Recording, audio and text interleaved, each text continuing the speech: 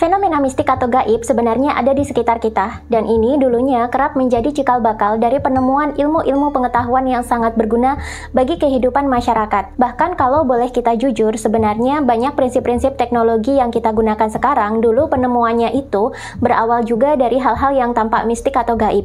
Seperti contohnya penemuan teknologi Neuralink yang berawal dari prinsip telepati. Kemudian juga ada penemuan smartphone untuk mengirimkan gambar serta suara melalui gelombang tak kasat mata. Dan masih banyak lagi. Sejak zaman klasik, yakni sejak era filsuf-filsuf Yunani kuno eksis, fenomena-fenomena spiritual atau fenomena mistik atau fenomena gaib ini sudah banyak diteliti untuk menemukan prinsip fisika apa sih yang ada di baliknya. Di konten ini kita akan bahas mengapa fenomena mistik di sekitar kita bisa terjadi dan apa sih organ tubuh yang berperan untuk menjembatani kita dengan dunia mistik tersebut. Tapi sebelum kita mulai, simak dulu informasi penting berikut ini. Jika Anda mengalami kebangkitan spiritual lalu punya intensi yang kuat untuk memperbaiki peradaban, punya keinginan untuk memutuskan karma leluhur dan membentuk DNA baru yang lebih sehat, Anda juga punya intensi yang kuat untuk kembali terkoneksi dengan leluhur dan kembali kepada ajaran kuno Nusantara, maka bisa jadi Anda adalah salah satu yang terpilih untuk membentuk tatanan dunia baru di Nusantara. Karena itu, jangan lupa untuk hadir di gathering tahun ini dengan tema Kebangkitan Nusantara bareng saya di beberapa kota, karena kita bakalan belak-belakan belajar kembali ilmu-ilmu rahasia Nusantara. Kita juga bakalan healing bareng dan meningkatkan kesadaran bersama untuk menyambut Nusantara sebagai mercusuar dunia. Abad 21 ini adalah waktunya Nusantara untuk kembali meraih masa kejayaannya. Baca deskripsi video dan daftarkan diri Anda sekarang karena seat untuk acara ini terbatas dan belum tentu akan saya adakan lagi. Saya tunggu kehadiran Anda semua di gathering offline tahun ini.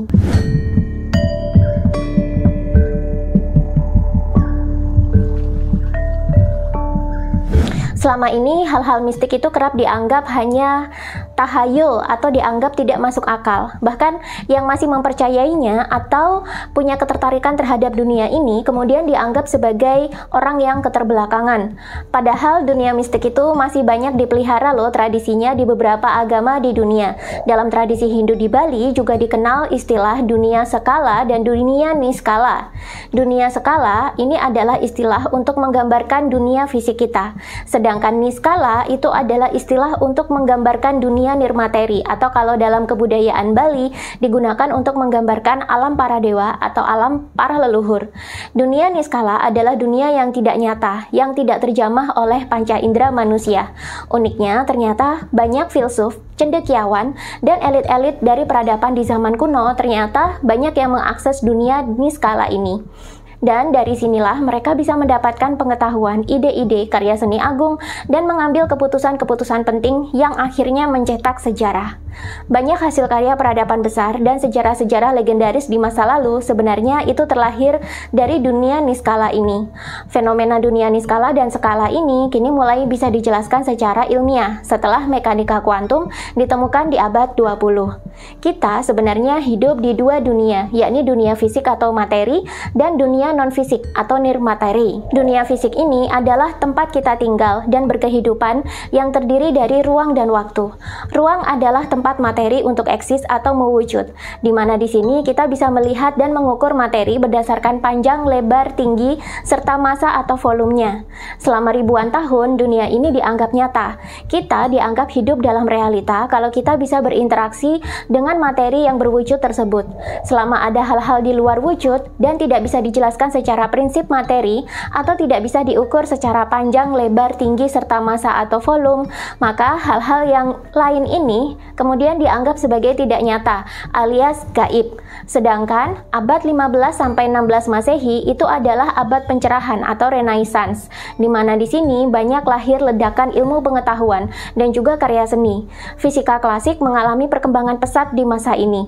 Banyak fenomena-fenomena fisik akhirnya bisa dirumuskan dan dihitung, seperti percepatan benda bergerak, muatan listrik dari suatu benda yang berinteraksi, besaran medan gravitasi, atau besaran medan magnet di antara benda-benda fisik. Di satu sisi, hal yang tidak bisa dijelaskan secara fisika klasik akhirnya dianggap sebagai tidak nyata atau klinik atau tahayul, dan orang yang masih mempercayainya kemudian dianggap bodoh, ketinggalan zaman, dan mengalami keterbelakangan.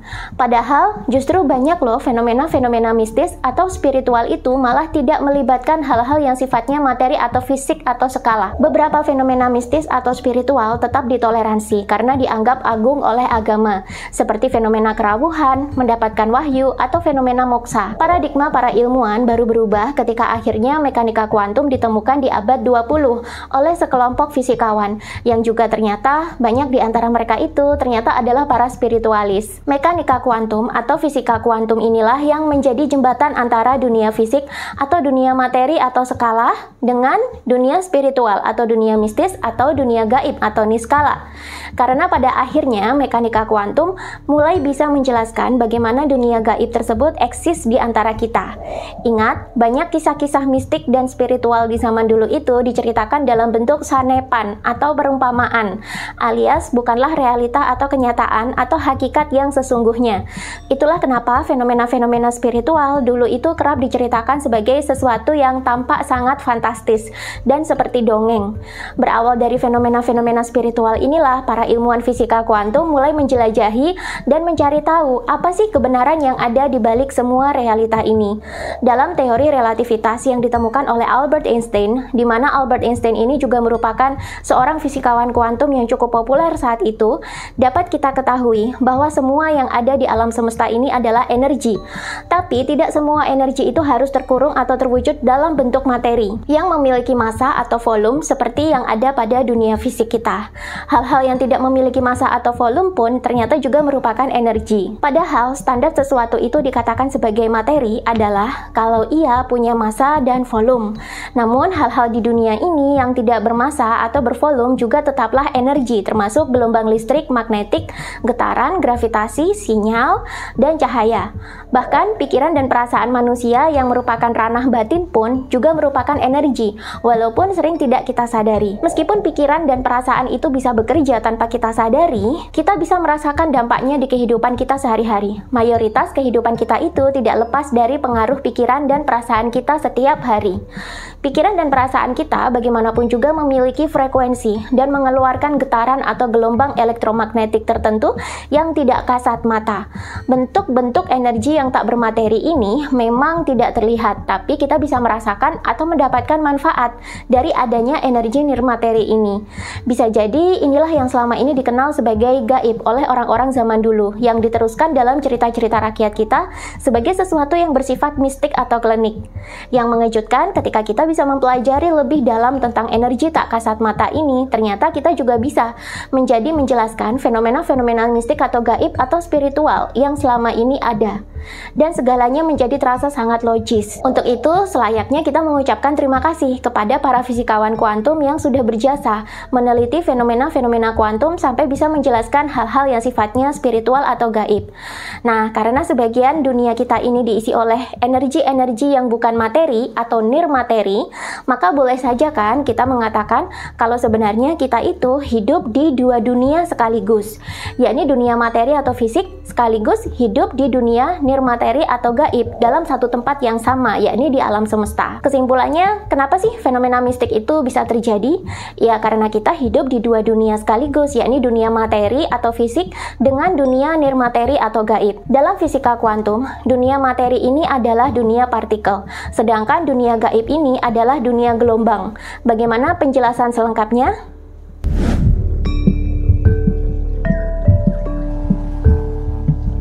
Dalam tradisi Bali, istilah dunia niskala itu digunakan untuk menggambarkan dunia spirit atau ruh, terutama yang sifatnya lebih tinggi atau lebih halus atau lebih agung dibandingkan dengan dimensi manusia. Ini adalah alamnya para dewa, para leluhur, atau alam para entitas cahaya yang agung, yang merupakan dimensi dunia atau dimensi kehidupan yang tidak dapat ditangkap oleh panca indera manusia dan dianggap tidak masuk akal atau irasional. Sebenarnya fenomena dunia niskala sudah menjadi concern fisikawan dan filsuf-filsuf sejak zaman dulu. Bahkan sejak era Yunani kuno, beberapa filsuf dan cendekiawan di sana juga sudah mempertanyakan tentang realitas sesungguhnya dari dunia niskala atau dunia gaib ini. Uniknya, dunia niskala itu hukum-hukumnya ternyata sangat bertentangan dengan dunia fisik atau materi atau skala. Inilah yang lantas menjadi fokus konsentrasi para fisikawan kuantum di abad ke-20 seperti Niels Bohr, Albert Einstein, Julius Robert Oppenheimer, Schrödinger, Ginger, dan masih banyak lagi. Dan uniknya, penelitian mereka itu bisa terjadi karena berawal dari mencari jawaban-jawaban dari segala fenomena dunia spiritual atau dunia gaib yang banyak dilestarikan dalam tradisi mistisisme di timur, entah itu dari ajaran Hindu, Buddha, Tantra, maupun Taoisme.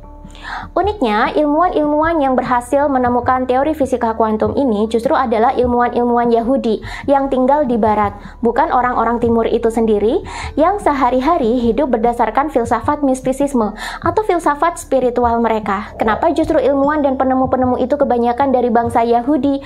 Penjelasannya bisa panjang. Dan kalau kalian mau, kalian bisa request kontennya di kolom komentar. Nanti akan saya jelaskan lebih lanjut dan lebih lengkap. Kembali ke topik. Saat mekanika kuantum atau fisika kuantum itu ditemukan, akhirnya diketahui kalau kita hidup dalam dua dunia sekaligus.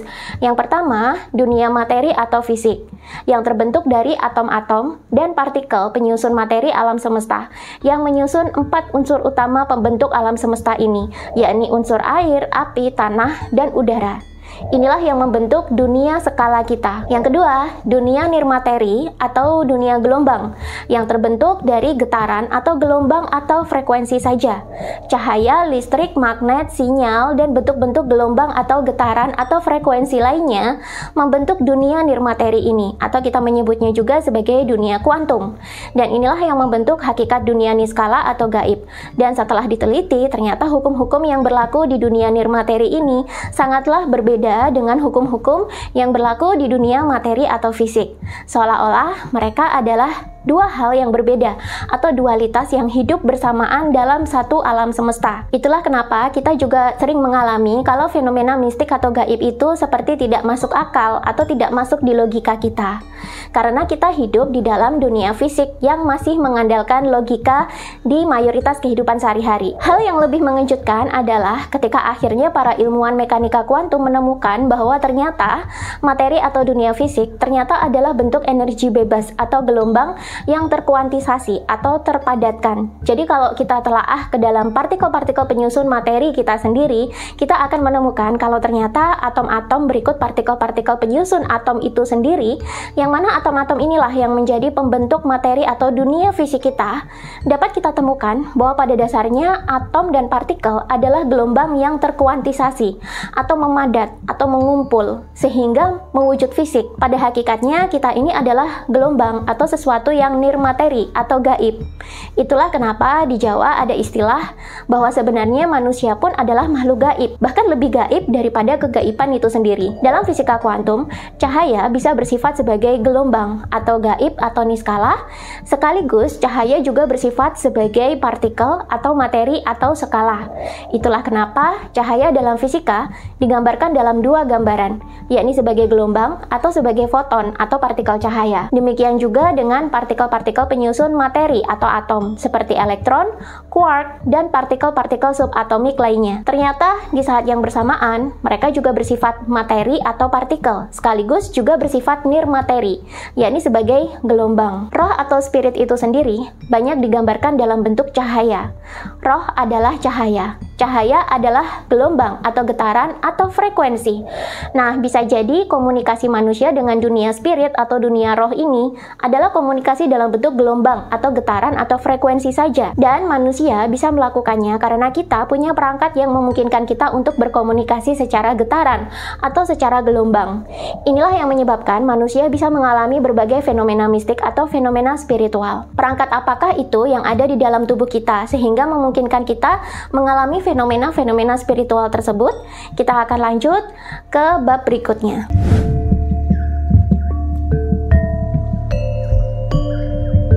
Sebenarnya kita itu sudah dibekali perangkat atau organ di tubuh untuk mengakses dunia nirmateri atau dunia gaib itu sendiri dan mengalami fenomena-fenomena spiritual yang beragam. Perangkat ini adalah otak kita sendiri, yang mana di dalamnya ada banyak bagian dengan fungsi yang berbeda-beda. Di dalam otak ada yang namanya kelenjar pineal, yang dalam tradisi-tradisi esoterik atau tradisi spiritual kuno menjadi pusat dari mata ketiga atau cakra ajna manusia. Baru-baru ini ada penelitian yang menyatakan kalau cakra ajna atau kelenjar pineal ini ternyata juga sangat sensitif terhadap cahaya atau gelombang elektromagnetik yang ada di sekitarnya. Ingat, alam semesta ini memiliki banyak sekali jenis gelombang atau getaran elektromagnetik. Gelombang radio, gelombang mikro, infrared, cahaya tampak, dan beragam jenis cahaya-cahaya lain itu juga merupakan gelombang elektromagnetik. Gelombang elektromagnetik ini juga termasuk ke dalam cahaya. Sedangkan kelenjar pineal kita sangat sensitif terhadap cahaya ini. Dan di masa lalu, makhluk-makhluk spiritual atau makhluk rohani seperti dewa, malaikat, atau leluhur yang sudah naik ke dimensi yang lebih tinggi, itu adalah jenis entitas yang berasal dari cahaya. Kelenjar pineal juga merupakan organ yang berperan dalam memproduksi hormon melatonin, dan produksinya ini ternyata tergantung dari gelap terang suatu tempat di mana kita sedang berada. Hormon melatonin ini adalah hormon yang sangat berperan terhadap visualisasi, imajinasi, dan ritme tidur. Bahkan aktivitas mimpi, visualisasi pikiran bawah sadar, dan fenomena melihat entitas-entitas gaib itu juga dipengaruhi oleh kinerja dari hormon melatonin ini. Dalam tradisi-tradisi esoteris kuno, kelenjar pineal atau mata ketiga merupakan perangkat untuk berkomunikasi dengan makhluk-makhluk spiritual yang lebih tinggi dimensinya. Yang mana di sana dulu makhluk-makhluk spiritual ini disebut juga sebagai dewa, malaikat, atau leluhur. Mereka, makhluk-makhluk spiritual dari dimensi yang lebih tinggi tersebut, digambarkan merupakan makhluk rohani yang berupa entitas cahaya. Dan mereka di zaman dulu terbiasa berkomunikasi secara gelombang dengan manusia melalui organ mata ketiga atau cakra acna.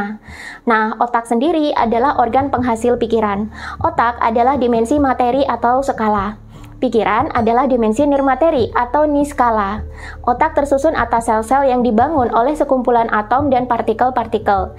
Pikiran hanyalah gelombang listrik dan gelombang magnetik yang dihasilkan dari kinerja sel-sel otak atau sel-sel saraf kita saat kita sedang berpikir. Jadi, pikiran adalah dimensi elektromagnetiknya atau dimensi gaibnya. Otak adalah dimensi fisiknya. Pikiran sendiri ternyata memiliki 3 jenis modus berpikir yang berbeda. Yang pertama, pikiran sadar. Biasanya ini dipakai manusia sehari-hari dalam kondisi manusia sedang terbangun atau terjaga, mulai dari pagi sampai malam. Dan ini identik dengan pikiran-pikiran yang serba logis, analitik, dan rasional. Sayangnya ternyata manusia hanyalah menggunakan pikiran sadar mereka sebesar 10 sampai paling besar 20% saja dalam kehidupan sehari-hari. Sisanya dikontrol oleh siapa? Sisanya dikontrol oleh jenis pikiran yang ada di nomor 2. 2. Pikiran bawah sadar. Pikiran bawah sadar ini adalah modus berpikir yang bekerja secara tidak disadari oleh manusia, tapi hasil dan pengaruhnya sangat terasa di kehidupan sehari-hari. Pikiran bawah sadar ini identik dengan emosi, intuisi, kreativitas, dan hal-hal yang bersifat seni atau visual. Ternyata 80-90% kehidupan kita sehari-hari itu ditentukan oleh bagaimana pikiran bawah sadar membentuk realita kita setiap hari.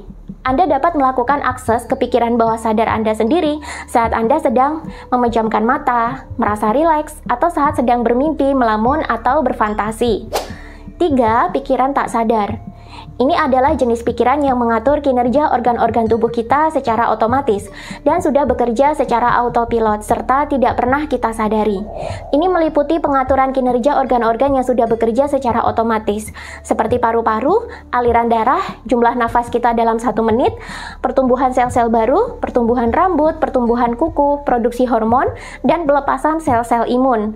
Jangan lupa, hidup kita 80-90%-nya itu dipengaruhi oleh kondisi pikiran bawah sadar kita. Dan pikiran bawah sadar ini adalah pusat dari pemrograman hidup manusia, termasuk pusat dari kemampuan-kemampuan psikis atau kemampuan supernatural manusia yang selama ini banyak tidak kita sadari. Banyak fenomena-fenomena spiritual atau fenomena mistik itu dialami oleh manusia ketika manusia mengakses pikiran bawah sadarnya. Dan pikiran bawah sadar itu tidak terbatas oleh ruang dan waktu. Pikiran bawah sadar kita ternyata bisa tembus ke masa lalu dan juga bisa mengintip ke masa depan. Itulah kenapa fenomena-fenomena mistik yang irasional banyak terjadi di sini. Contohnya seperti fenomena-fenomena mistik semacam retrokognisi, melihat masa depan, past life regression, melihat makhluk-makhluk rohani atau makhluk-makhluk spiritual, mendapatkan wahyu atau wangsit, dan masih banyak lagi fenomena-fenomena spiritual atau fenomena mistik lainnya yang terjadi di pikiran bawah sadar manusia. Dan pikiran bawah sadar ini juga merupakan sumber dari kekuatan besar, plus bakat-bakat yang selama ini ternyata belum kita sadari. Inilah kenapa pikiran bawah sadar juga dikatakan sebagai sumber kekuatan supernatural manusia. Kalau kita sudah memahami hal ini, tentunya kita tidak perlu lagi mencari bantuan kekuatan dari luar, karena pada dasarnya tubuh kita itu sudah supernatural banget. Lalu bagaimana caranya memberdayakan kemampuan otak kita agar menjadikan kita supernatural? Kalau kalian penasaran, please komen. Kita akan bahas di konten selanjutnya secara lebih detail. Jika Anda mengalami kebangkitan spiritual lalu punya intensi yang kuat untuk memperbaiki peradaban, punya keinginan untuk memutuskan karma leluhur dan membentuk DNA baru yang lebih sehat, Anda juga punya intensi yang kuat untuk kembali terkoneksi dengan leluhur dan kembali kepada ajaran kuno Nusantara, maka bisa jadi Anda adalah salah satu yang terpilih untuk membentuk tatanan dunia baru di Nusantara. Karena itu, jangan lupa untuk hadir di gathering tahun ini dengan tema Kebangkitan Nusantara bareng saya di beberapa kota, karena kita bakalan belak-belakan belajar kembali ilmu-ilmu rahasia Nusantara. Kita juga bakalan healing bareng dan meningkatkan kesadaran bersama untuk menyambut Nusantara sebagai mercusuar dunia. Abad 21 ini adalah waktunya Nusantara untuk kembali meraih masa kejayaannya. Baca deskripsi video dan daftarkan diri Anda sekarang karena seat untuk acara ini terbatas dan belum tentu akan saya adakan lagi. Saya tunggu kehadiran Anda semua di gathering offline tahun ini.